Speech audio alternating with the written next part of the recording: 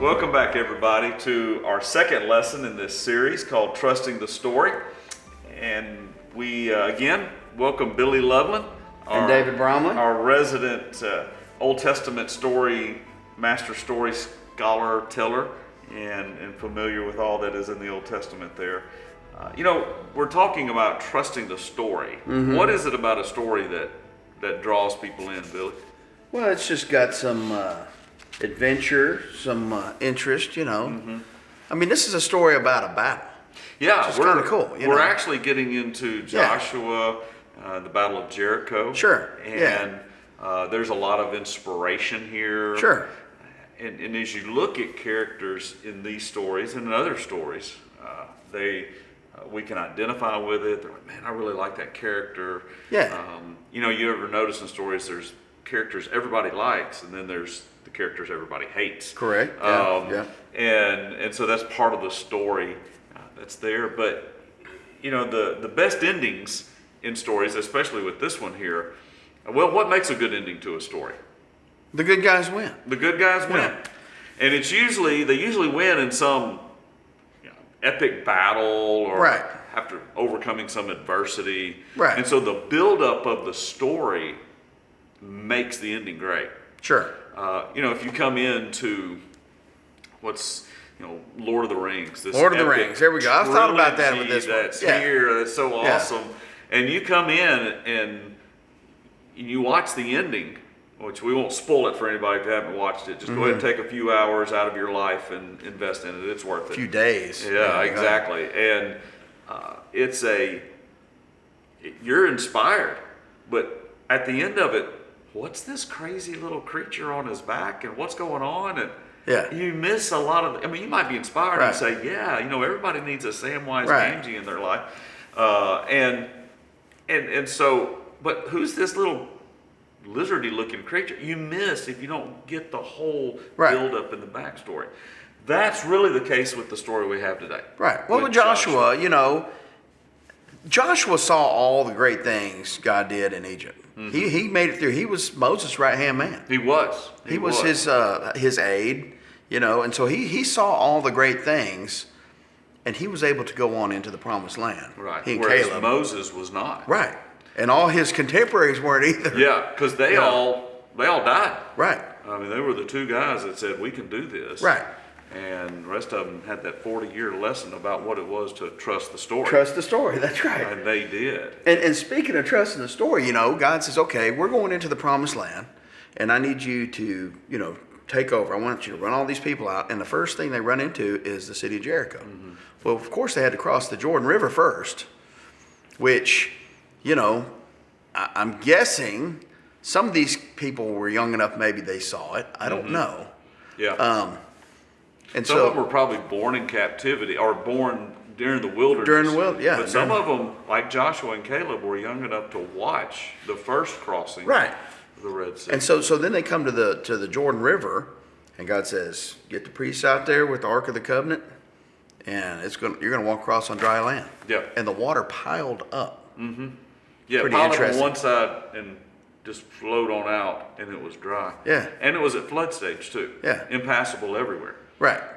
You see the Washita River over here when it's full. It's a little choppy. I've been on it whenever it's at flood stage, and it's a little choppy. I wouldn't want to do it. So that's one thing that was pretty interesting about this story. He trusted God and said, okay, let's get across. So they get across. So you think they're all like, hey, look what God just did for us. Mm-hmm. But now we're like, we got to face these guys in Jericho, and they got this great big city made with walls all the way around it. Mm-hmm. And so I'm thinking, Lord of the Rings. Let's build some siege works. Let's build some ladders. Let's get some battering rams, some catapults or whatever. Make some Orkai. Let's just get in there and let's attack them. Yeah. But that's not what God's plan was. He had a crazy battle plan. Yeah. A very crazy battle plan, and it's not something that the Joint Chiefs of Staff would say, you know what, we were fixing to go to war here. Let's gather around here and do what the Israelites did. And what did they do? Well, Josh was out there kind of probably thinking about, well, what are we going to do, man? I got to get a good battle plan. He's walking around, running all this through his mind. He runs into this guy out there in the wilderness, I guess. He's out there and he goes, hey, who are you? I mean, the guy's got a sword and everything. He goes, are you for us or for our enemies? He goes, neither. Neither. Yeah. He goes, no, but as commander of the army of the Lord, I have now come. And so, of course, Joshua falls down. And he said, this is what I want you to do. And he gave him this unusual battle plan. Mm-hmm. I love that point in that story because he says, I'm not for you and I'm not for them. The question really is, who are you with? Yeah, there you go. Are you with me? That's right. The commander of the Lord's army. Are you on God's That's right. side? And when he bowed a knee, then we get the battle plan. That's right. That's pretty cool. So what was that plan? And the battle plan is take you and your army and the priests and you walk around the city for 7 days and you don't say anything. You just march around. Which honestly it's a little is probably a little intimidating. I'd be scared to death. They don't say anything. You know, you'd think they'd be doing the battle cry, yeah, we're gonna get you. We're gonna come on those walls, we're gonna get you. No, it wasn't any of that. It was just silence. And of course, I'm sure the guys up there were probably making fun of them. You know, throwing stuff down at them or whatever. Who knows? But, you know, I'm sure all the people were like, I've never heard of a battle plan like that. Yeah. And so they were probably pretty afraid. And then he comes up and has the big, you know, pregame speech. Be strong and courageous. Do not be terrified, for the Lord your God is with you wherever you go. I mean, you know, it's like, okay, let's do it. You know. And so they go around and they follow God's plan. Yeah. And it works to perfection. They blow a horn, everything is destroyed. And that gets us to this. Yeah, and that was an unusual battle plan. And that's usually the story we hear here. Right. Mm-hmm. But there's even more to it that we just don't usually touch on too much. And it's a little hard to handle sometimes. Right. It's and that's the point of this trust the story lesson. And that's our title, trust the story even when it's hard. Yeah, so they trusted God with the battle plan on how to attack Jericho, to take down the walls. Like, okay, but then he had more. Yeah. So we get to this verse. It's in Joshua 6:21, 20 and 21. Let's read 20 and 21. Yeah, read them both. And it's a hard verse. Yes. And we oftentimes overlook this because all we're thinking about is the victory over Jericho, but then there was more to it. God wanted a complete victory. the complete victory. Yes. And this is what it included. Yeah. When the trumpet sounded, the army shouted, and at the sound of the trumpet, when the men gave a loud shout, the walls collapsed, so everyone charged straight in and took the city. They devoted the city to the Lord and destroyed with the sword everything living in it, men and women, young and old, cattle, sheep, and donkeys. So that's a hard verse. Well, what makes that verse so hard? Because God said to kill everybody. Everybody. Every living thing. Yeah. So men, women, young, old, even the animals. Yeah, and you hear this argument with people say, well, your God's mean. I mean, how you say you have a loving God, and then you read this verse right here. And, you know, if that's all the verse that you read about God, I mean, I guess I could see that. Right. But that's the thing. It's like coming to the end of the movie and you miss the buildup and what's going on. Right. And there's so much that you miss. Right. That if you don't get the whole story of what's happening, then you miss the whole story. So what led up to that? So there was a lot. So what we're going to try to do is take 2 steps back. Okay. We'll take 1 step back, and we're going to see. When you take a step back, you can see things a little bit bigger, more of the scenery going on, and then we're going to take maybe a giant step back and see a whole lot more. And so to do that, we got to set the context of what's going on in and around. So we have the privilege of having the whole story of Joshua. We didn't live it at the moment, so we can see what happened afterwards. Of course, they're in this land that is the land of Canaan that was promised to them, that they were in before. Correct. Left before 400 years in Egypt. Went to Egypt, right. Come back, and there's a lot going on here.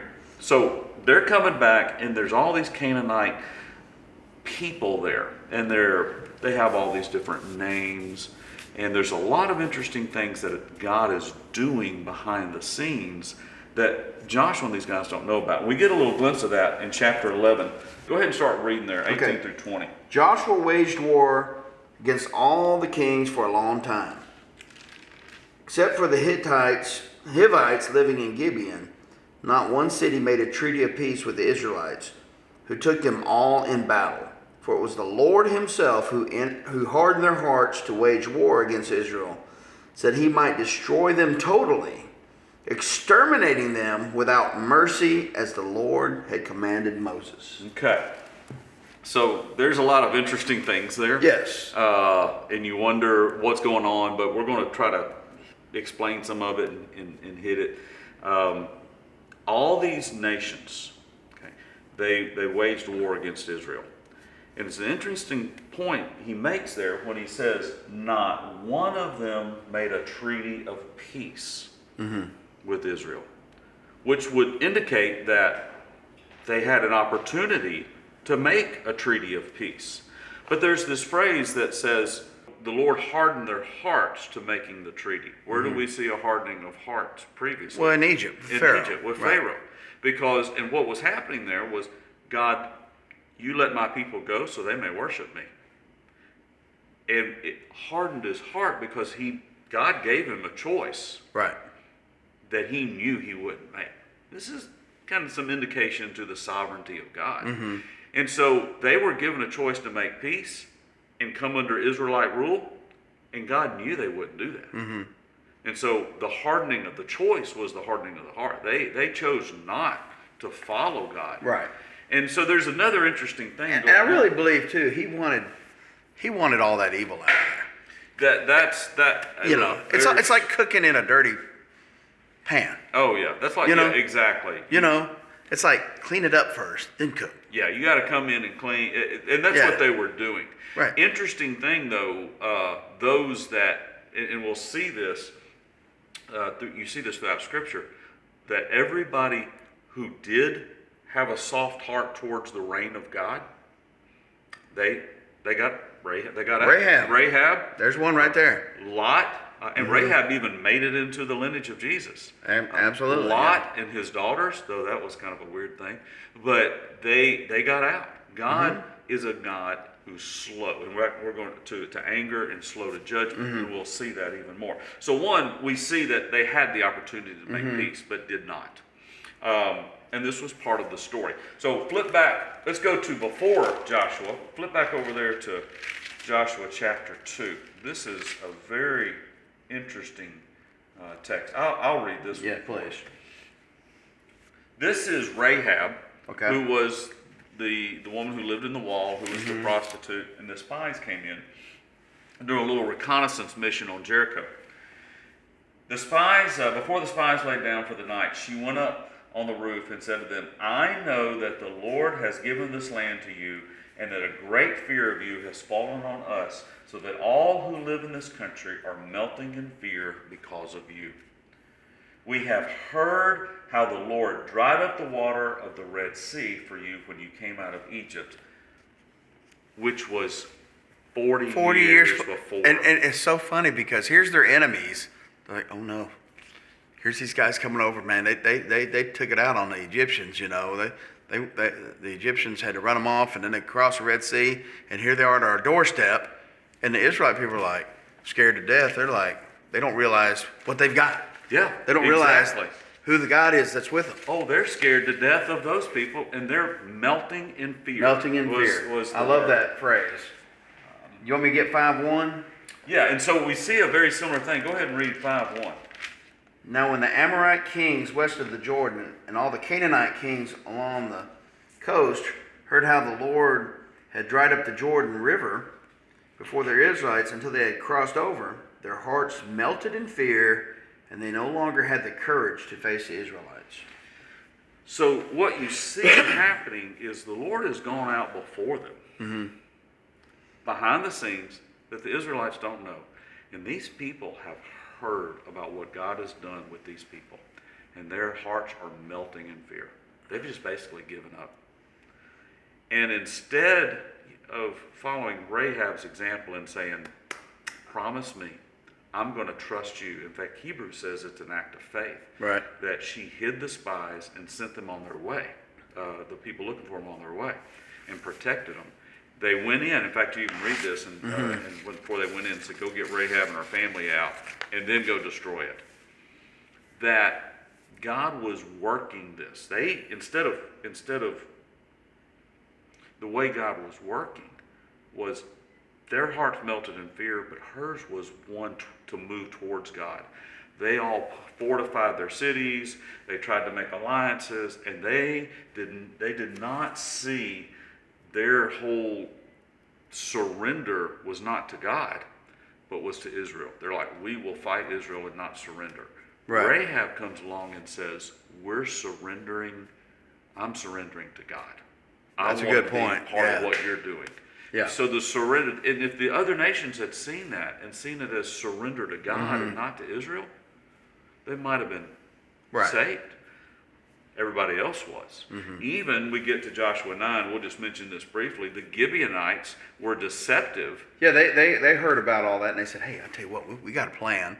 Let's go in and say we're foreigners, and we just, need some help. We need some protection from all these people. All these people. And they put on old clothes and old sandals, and they go up and go, okay, we'll make a treaty with you. And then they find out they're just living right around the corner. They're like, you're our next door neighbors. Yeah. And so there was some, they didn't even see it as, okay, we're willing to surrender to you and make a treaty with you. And Joshua said, okay, we're going to protect you, but you're going to be hauling wood and water. Yeah, they should have done a little background check. Yeah, they should have done a background check on them, and could have got that pretty quick. Yeah. So that's that first step. What's going on in the immediate, and around the work of Jericho? All these nations saw God working, and they were afraid, but they didn't see it as surrendering to God. They were looking at it just another nation, another army. Exactly, and maybe So if we can all band together, maybe we can repel them. Exactly, and they missed the point of what was going on. The bigger, giant step back, I want us to look way back in Genesis chapter 15. This story of Jericho and the people of Canaan and what was going on there has an allusion to something way back, some 400 or 500 years before, when God was making a covenant with Abraham. And it's this little reference here in Genesis 15, verse 12. This is after he's made this blood covenant with him. It's a really cool story. But he makes this blood covenant, and God predicts what the future is going to be. As the sun was setting, Abraham fell into a deep sleep, and a thick and dreadful darkness came over him. Then the Lord said to him, know for certain that your descendants will be strangers in a country not their own, and they will be enslaved and be mistreated for 400 years. And that was Egypt. Yeah. Exactly. And this was way on down the line. I mean, we still got quite a few chapters in Genesis before we even get to Joseph and all of them getting down there. But I will punish the nation they serve as slaves, and afterward they will come out with great possessions. You, however, will go to your fathers in peace and be buried at a good old age. In the fourth generation, your descendants will come back here. And here's the verse. For the sins of the Amorites has not yet reached its full measure.